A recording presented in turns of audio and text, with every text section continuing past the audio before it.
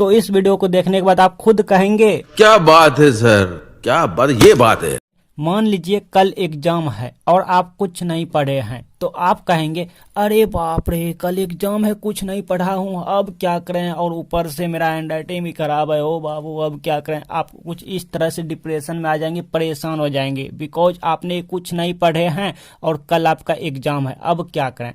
तो भाई सबसे पहले रिलैक्स, आपको चिंता करने की कोई भी जरूरत नहीं है। ओके, तो पहले मैं आपसे क्वेश्चन करूं कि क्यों नहीं पढ़ा अब तक। हाँ, कल एग्जाम है और अब तक आपने कुछ भी नहीं पढ़ा, तो आखिर क्यों नहीं पढ़ा, कर क्या रहे थे भाई। खैर कोई बात नहीं, टीचर का फर्ज होता है, देखिए टीचर का फर्ज होता है प्यासे को पानी देना। हाँ, प्यासे को पानी देना, भूखे को दाना देना, खाना देना, भूखे को खाना देना, डूबते को रस्सी देकर उन्हें बाहर खींचना, और कमजोर से कमजोर विद्यार्थी को फेल होने से बचाना, सुसाइड करने से बचाना, एग्जाम में उनका नैया पार लगाना। हाँ, टीचर का फर्ज होता है एग्जाम में उनका नैया पार लगाना, ये होता है टीचर का फर्ज। और आपका फर्ज क्या होता है? आपका फर्ज होता है गुरु दक्षिणा देना। हाँ, क्या होता है? गुरु दक्षिणा देना, लाइक सब्सक्राइब करना। तो मैं अपना फर्ज निभाता हूँ और आप अपना फर्ज निभा लीजिएगा, ठीक है। मैं अपना फर्ज निभाता हूँ तो आप अपना फर्ज निभा लीजिएगा। तो इस वीडियो को देखने के बाद आप खुद कहेंगे क्या बात है सर, क्या बात, ये बात है। तो चलिए भाई जानते हैं, कल एग्जाम है, अब तक कुछ नहीं पढ़ा, अब क्या करें, और ऊपर से मेरा हैंडराइटिंग भी खराब है। हाँ, लिखावट अच्छा नहीं होता, हैंडराइटिंग खराब है, अब क्या करें इस सिचुएशन में। तो इस सिचुएशन में आपको हम 4 टिप्स बताएंगे, यहाँ पे अच्छे से आपको समझा देंगे, ठीक है।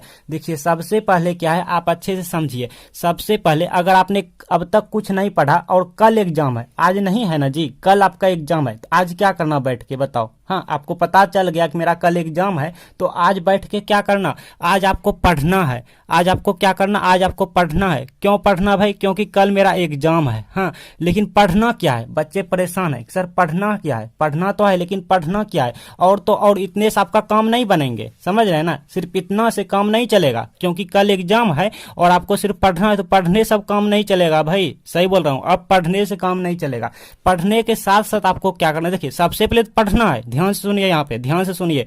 कल एग्जाम है तो आज आपको पढ़ना है, लेकिन पढ़ना क्या है? और पढ़ने से काम बनेगा? नहीं बनेगा, हम कहेंगे नहीं बनेगा। तो क्या करना होगा? तो इसके लिए आपको ट्रिक जानने होंगे, कौन सा ट्रिक जानने होंगे भाई? वही वाला ट्रिक जानने होंगे कि अगर एग्जाम में कुछ ना आए तो क्या करें। अगर एग्जाम में कुछ भी ना आए तो क्या करें इस सिचुएशन में। मान लीजिए कोई क्वेश्चन आधा अधूरा याद आ रहा है, तो क्या करें इस सिचुएशन में। कोई प्रश्न का उत्तर बिल्कुल भी याद नहीं है, तो क्या करें इस सिचुएशन में। तो ये वाला आपको ट्रिक जानने होंगे। पढ़ने तो हैं आज, लेकिन आपको ये भी जानने होंगे कि अगर एग्जाम में कुछ नहीं आता तो क्या करें। और एग्जाम में आपको ये भी जानने होंगे क्या है एग्जाम में कॉपी लिखने का सही तरीका, आपको ये भी जानने होंगे, जो कि इसी वीडियो में बताऊंगा। और आपको ये भी हम बताएंगे कि एग्जाम में खराब हैंडराइटिंग का इलाज क्या है। हाँ, परीक्षा मान लीजिए आप दे रहे हैं, आपका खराब हैंडराइटिंग है, इसका इलाज क्या है। क्योंकि आपने अब तक कुछ भी नहीं पढ़ा है, मान लीजिए थोड़ा सा पढ़ाई कर लिया,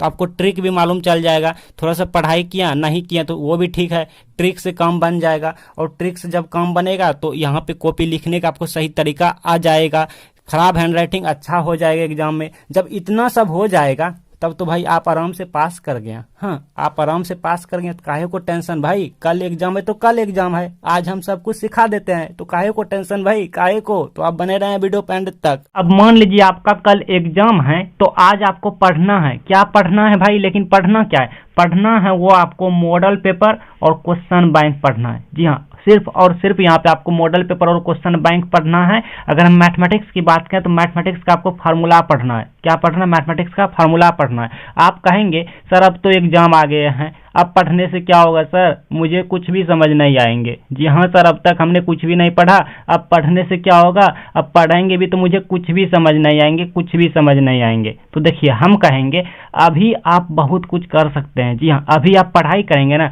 भले ही आपको कुछ समझ ना आए, हाँ भले ही आपको कुछ भी समझ ना आए, लेकिन आप में जान आएंगे। आप में क्या आएंगे भाई? आप में जान आएंगे, हुकूकी पे आएंगे, समझ रहे? थोड़ा हुकूकी पे आएंगे, जान आएंगे आप में। हाँ, और क्या पता अभी जो आप पढ़ रहे हैं वही एग्जाम में कल आ जाए। समझ रहे हैं ना। अभी जो आप थोड़ा सा मॉडल पेपर में पढ़ेंगे या क्वेश्चन बैंक में पढ़ेंगे, और या फिर हो सकता है यही जो आप पढ़ेंगे आज वही कल एग्जाम में आ जाए। हाँ, हो सकता है ना भाई, हो सकता है। तो अभी पढ़ाई करने के बाद आप में थोड़ा जान आएंगे, थोड़ा आप में हुकूकी आएंगे। हाँ, और हाँ, जब आप बताए हुए मेरे ट्रिक को अप्लाई करेंगे तो अभी जो आप में हुकूकी हैं, अभी जो आप में थोड़ा थोड़ा जान आए हैं, एग्जाम के बाद आप नाचते हुए घर आएंगे और गर्लफ्रेंड को भूल के मुझे फोन लगा के कहेंगे थैंक यू गुलशन सर। अभी गुरु दक्षिणा देता हूँ लाइक सब्सक्राइब करके, और आप खुद सभी से लाइक सब्सक्राइब करवाएंगे कि गुलशन सर का चैनल लाइक सब्सक्राइब करो जल्दी से सभी। हाँ, इतना आप खुश हो जाएंगे। क्यों? क्योंकि आपका एग्जाम अच्छे से गए होंगे उस टाइम। हाँ, आपका एग्जाम अच्छे से गए होंगे, आप इतना खुश होंगे, देखिएगा। तो ये वीडियो आप एंड तक देखिएगा। तो पता चला कि जब भी एग्जाम रहे कल, हाँ, या फिर आप किसी और को भी बता सकते हैं सीख के, हाँ, अपने से छोटे या जूनियर या फिर जूनियर सीनियर को बोल सकते हैं कि जब भी कल एग्जाम आए तो आज आपको क्या पढ़ना चाहिए। आज आपको सिर्फ और सिर्फ यहाँ पे मॉडल पेपर पढ़ना चाहिए और प्रीवियस ईयर क्वेश्चन बैंक पढ़ना चाहिए। अगर मैथमेटिक्स की बात करूँ तो यहाँ पे मैथमेटिक्स का फार्मूला पढ़ना चाहिए, या और खास करके ये बोर्ड एग्जाम के लिए हम ट्रिक बता रहे हैं। जैसे आप 10th का एग्जाम दे रहे हैं या 12th का एग्जाम दे रहे हैं तो आपको आज ये पढ़ना चाहिए। अब चलते हैं नंबर 2 पे। हाँ, नंबर 2 में है ट्रिक। नंबर 2 में है ट्रिक अप्लाई करना है, ठीक है। जान आने के बाद, आई मीन पढ़ाई करने के बाद, इसके बाद देखिए कल एग्जाम है जी, कल एग्जाम है, तो आज आप थोड़ा सा पढ़ाई कर लो भाई, थोड़ा सा पढ़ाई कर लो। इतने दिन अब तक आपने पढ़ाई नहीं की है तो कोई बात नहीं, कोई बात नहीं। थोड़ा सा पढ़ाई करने के बाद, मतलब जान आने के बाद, थोड़ा हुकूकी पे आने के बाद, मतलब थोड़ा सा पढ़ाई करने के बाद आपको ये ट्रिक सीखने होंगे। कौन सा ट्रिक? तो वही वाला ट्रिक कि अगर एग्जाम में कुछ ना आए तो क्या करें। हाँ, क्या करें बताओ। अगर मान लो एग्जाम में कुछ नहीं आए, अगर ये आप ट्रिक नहीं सीखते हैं तो आप क्या करेंगे बताओ। कुछ नहीं, एकदम बैठे रहेंगे सदा कॉपी। और वहाँ तो एग्जाम में पता होता है ना कि किसी को किसी से मतलब नहीं होता है। आपके पास बस 3 घंटा का टाइम दिए जाएंगे, आप रो धो या बैठे रहो या कॉपी में कुछ ना लिखो, उसको कोई मतलब नहीं। आपका 3 घंटा जैसे पूरेगा आपसे कॉपी ले लिया जाएगा। हाँ, एग्जाम जो हॉल में जो टीचर रहते हैं, और मान लो आपको कुछ भी नहीं आता तो आप रोएंगे। हाँ, रोएंगे तो आप अगर धीरे से रोएंगे तो कोई सुनने वाला नहीं है, अगर जोर से थोड़ा रोएंगे तो एग्जाम हॉल में जो टीचर मैम होता है वो कान पकड़ के एग्जाम हॉल से बाहर कर देगा। हाँ, तो कुल मिला के कोई फायदा नहीं है रोने धोने से। इससे अच्छा है भाई कि ट्रिक सीख लिया जाए गुलशन सर से। तो चलिए भाई, देखिए हम आपका कैसे नैया पार लगाते हैं एग्जाम में। हाँ, एग्जाम के बाद आप मुझे याद करेंगे। नाम है मेरा गुलशन शर्मा, बिहार के मुंगेर जिला से हैं हम, ठीक है, बिहार के मुंगेर जिला से हैं हम। आप मुझे याद करेंगे एग्जाम के बाद, पहले कह देते हैं, ठीक है। तो देखिए हमने तो अभी तक थोड़े थोड़े पढ़ाई किए हैं, जैसे कि हमने बताया कि आज आपको पढ़ना है, तो ज़्यादा नहीं है ना पढ़ पाएंगे जी, थोड़ा थोड़ा पढ़ाई करेंगे। हाँ, कहाँ से पढ़ेंगे? तो मॉडल पेपर क्वेश्चन बैंक से पढ़ेंगे, और अगर मैथमेटिक्स की बात करें फार्मूला पढ़ेंगे। लेकिन अब मान लीजिए बोर्ड एग्जाम आ गया, बोर्ड एग्जाम आ गया, बहुत से क्वेश्चन आ गया, माथा हो गया भारी। हाँ, क्योंकि यहाँ पे बहुत से क्वेश्चन है। अब क्या करें सर, अब क्या करें? अब आपको ट्रिक लगाना है कि बाय चांस एग्जाम में अगर कुछ भी ना आए तो ट्रिक लगाना है। कौन सा ट्रिक लगाना है, कैसे क्या करना है? ट्रिक का भी इलाज होता है, मतलब ट्रिक लगाने का उपाय होता है, तरीका होता है। बच्चे सीधी सीधी ट्रिक लगाता है, नहीं, वो गड़बड़ हो जाता है। देखिए मान लीजिए आपको डीएनए बहुरूपता नहीं आ रहा है, ठीक है, मतलब कुछ भी नहीं आ रहा है, तो एक हम आपको यहाँ पे डेमो बता रहे हैं, बाकी आप सभी क्वेश्चन में लगा लीजिएगा, ठीक है ना। अच्छा, डीएनए बहुरूपता से आप क्या समझते हैं? मुझे नहीं आता है, तो आप कैसे लिखेंगे? हाँ, कुछ भी आपको नहीं आता तो कैसे लिखेंगे? देखिए यहाँ पे इस तरह से लिखना है आपको, इस तरह से अगर आपको लिखना, प्रश्न संख्या 12 लिखेंगे, डॉट डॉट डॉट करके ब्लैक पेन से 2, वो हम बताएंगे कि क्या होता है कॉपी लिखने का सही तरीका। तो पहले देखिए डीएनए बहुरूपता से हम कुछ भी नहीं जानते हैं, तो क्वेश्चन एक बार फिर से पढ़िए। क्वेश्चन कह रहा है कि डीएनए बहुरूपता से आप क्या समझते हैं, या डीएनए बहुरूपता किसे कहते हैं? मतलब जैसे पूछेगा वैसे बना के लिखना है। तो आप सब्र कीजिए, बच्चे यहाँ पे वीडियो छोड़ के भागेंगे, मुझे पता है, लेकिन वो बहुत पछताएंगे। यहाँ पे हम मेन पॉइंट बताने जा रहे हैं जो कि अब तक किसी वीडियो में नहीं बताए हैं। अच्छा, तो इसी तरह लिखेंगे, डीएनए बहुरूपता से हम यह समझते हैं कि, या डीएनए बहुरूपता हम उसे कहते हैं, जैसे यहाँ पर रहेंगे किसे कहते हैं, तो डीएनए बहुरूपता उसे कहते हैं कि, तो डीएनए बहुरूपता से हम यह समझते हैं कि, फिर यहाँ पे क्या लिखना, ये आपको डॉट डॉट डॉट डॉट नहीं करना, यहाँ पे क्या लिखना है ये बता रहा हूँ। पहले देखिए, पहले आपको क्या लिखना, ज़्यादा कोशिश करना है। टॉपिक क्या है? टॉपिक है डीएनए बहुरूपता। तो डीएनए से रिलेटेड आपको कुछ भी याद है, जैसे आप एक दिन पढ़े हैं, हाँ एक दिन आप पढ़ाई किए हैं, एक दिन पढ़ाई किए हैं यहाँ पे, तो अगर आप डीएनए वाले कुछ भी पढ़े हैं और आपको थोड़ा थोड़ा याद है तो आप यहाँ पे लिख देंगे। नहीं तो जैसे आपको दिखाऊं कुछ भी का मतलब देखिए, जैसे डीएनए क्या होता है, डीएनए का महत्वपूर्ण क्या है, डीएनए फिंगरप्रिंट का उपयोग या डीएनए संरचना, इनमें से आप कुछ भी पढ़ाई किए हैं तो यहाँ पे लिख सकते हैं और लास्ट में लिखेंगे तो इससे ही डीएनए बहुरूपता कहते हैं और इस तरह अंडरलाइन करेंगे। लेकिन कहेंगे सर अगर हम डीएनए कुछ भी नहीं पढ़े हैं, डीएनए पढ़ना भूल गए थे, डीएनए टॉपिक जब हम पढ़ाई कर रहे थे एक दिन वहाँ पे नहीं मिला, तब क्या करें सर? कुछ भी याद नहीं है, तब क्या करें सर? तब आपको क्या करना, क्वेश्चन में आना है। क्वेश्चन कहाँ गया? क्वेश्चन में आना है, क्वेश्चन के ऑब्जेक्टिव में आ जाना है, क्वेश्चन को ऑब्जेक्टिव में आ जाना। क्या है टॉपिक भाई? टॉपिक था डीएनए, ठीक है। डीएनए से यहाँ पे ऑब्जेक्टिव देखिए खोजिए, मिलता जुलता कहीं पे है क्या?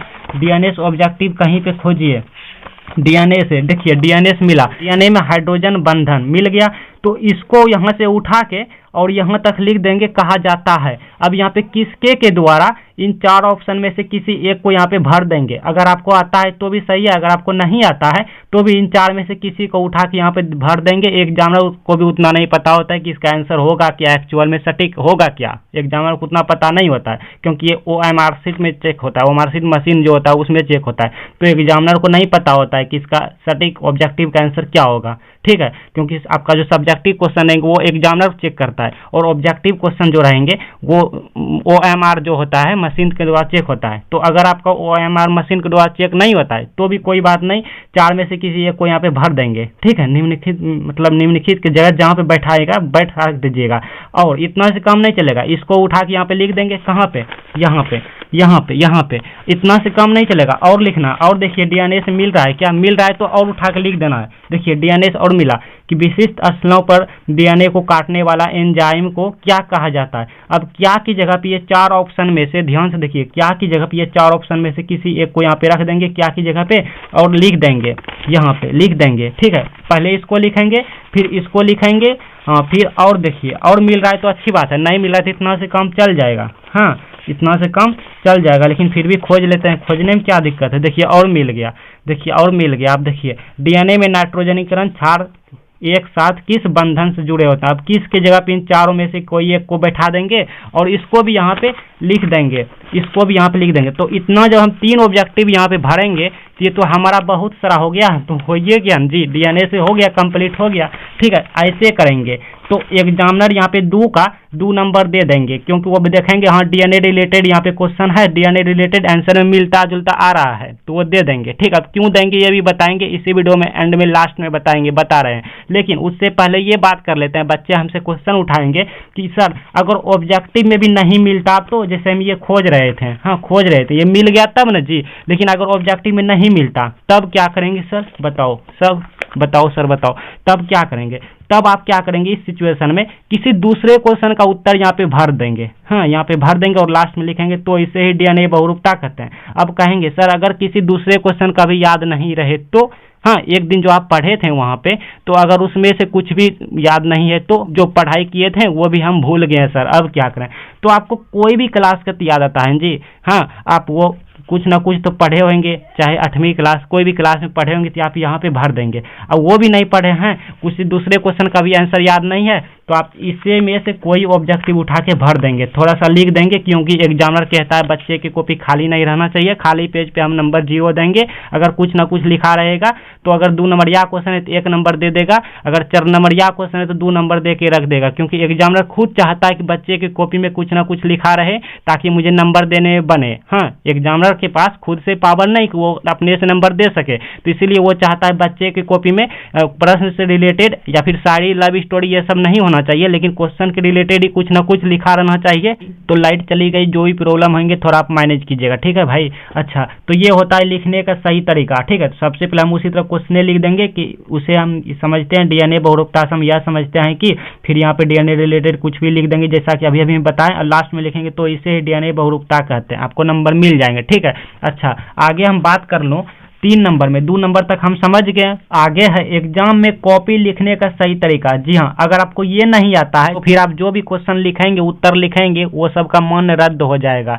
क्योंकि बहुत से बच्चे यही गलती करते हैं, कॉपी लिखने नहीं आता है। हाँ, तो आप सीख लीजिए भाई अच्छे से, यहाँ पे हम आपको सिखा देते हैं।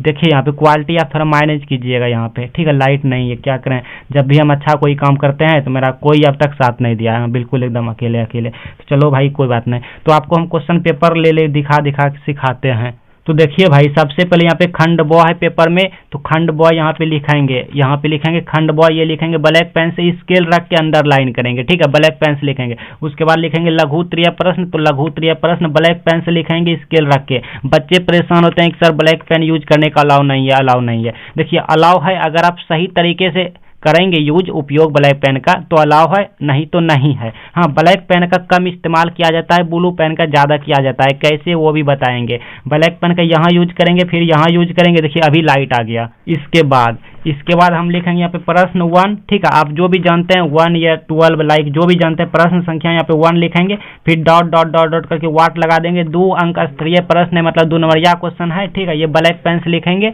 और यहाँ पे उत्तर लिखेंगे। आवेश संरक्षण का सिद्धांत, जैसे हम यहाँ पे कोई क्वेश्चन का आंसर दे रहे हैं, आवेश संरक्षण का सिद्धांत किसे कहते हैं या फिर क्या है वर्णन करें, तो इस तरह से हम ब्लैक पेन से लिखेंगे, ऐसे करेंगे और यहाँ पे ब्लैक पेन से हम अंडरलाइन करेंगे। बस इतने है, ब्लैक पेन का उपयोग बहुत कम होता है, ठीक है। ब्लैक पेन का यूज हम इसीलिए करते हैं कि एग्जामिनर को फोकस कराने के लिए, मतलब दिखाने के लिए किया जाता है। जैसे कोई हम मेन पॉइंट लिखते हैं या मेन टॉपिक लिखते हैं, ब्लैक पेन से लिखते हैं ताकि एग्जामिनर का नजर वहाँ पे पड़े, ज़्यादा से ज़्यादा वो देख ले मेन टॉपिक को, मेन चीज़ को, ठीक है।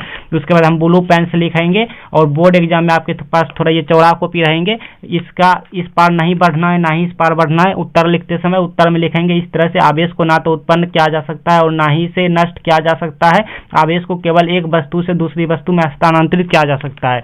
आवेश संरक्षण का सिद्धांत बेंजामिन फ्रैंकलिन ने दिया। जैसा कि हमने कहा ब्लैक पेन को सिर्फ केंद्रित करने के लिए एग्जामिनर की नजर किया जाता है। तो यहाँ पे देखिए ब्लैक पेन से हम लिख दिए, यहाँ पे मेन पॉइंट है, बेंजामिन फ्रैंकलिन ने दिया आवेश संरक्षण सिद्धांत, ये मेन पॉइंट है, तो इसको हम ब्लैक पेन से लिखे हैं, ठीक है। लास्ट में इस तरह से अंडरलाइन करेंगे। हाँ, एग्जामिनर को हम बता जाएंगे कि मेरा जो उत्तर लिखने का जो सही तरीका है, जो मेरा उत्तर लिखने का जो है वो हम यहाँ तक एंड करते हैं, यहाँ तक मेरा समाप्त हो गया, एंड हो गया, इसके आगे मेरा आंसर नहीं है, इसके अंदर ही मेरा आंसर है। और सर ये मेरा 2 नंबरिया क्वेश्चन का हम जवाब दिए हैं, मुझे 2 अंक लेना है, इसके लिए हमने यहाँ पे लिखे हैं, ठीक है। अच्छा, अब बात करूँ, कुछ आपको हम दिखा दूँ, लाइक जैसे मान लीजिए हमने क्वेश्चन का उत्तर दे दिया, ये जो भी क्वेश्चन का उत्तर दे दिया, अब दूसरी क्वेश्चन का आंसर देंगे। जैसे 12 का उत्तर दिया, सपोज दैट मान लीजिए 13 का उत्तर देंगे, तो यहाँ पे 2 लाइन आपको छोड़ना है, ठीक है। एंड करने के बाद 2-3 लाइन यहाँ पे गैप करना है, खाली रखना है, फिर यहाँ पे क्वेश्चन का उत्तर देंगे, फिर यहाँ पे दूसरी क्वेश्चन करेंगे।